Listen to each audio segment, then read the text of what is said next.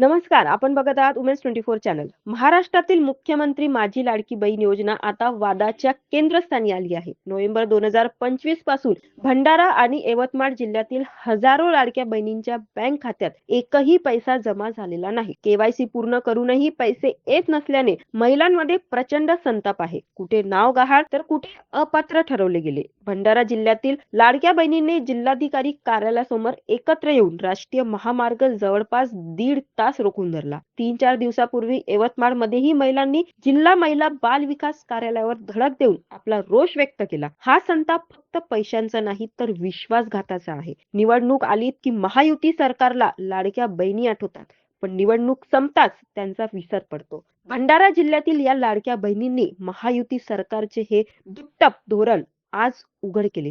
सरकारकडून आता स्पष्ट उत्तराची गरज आहे.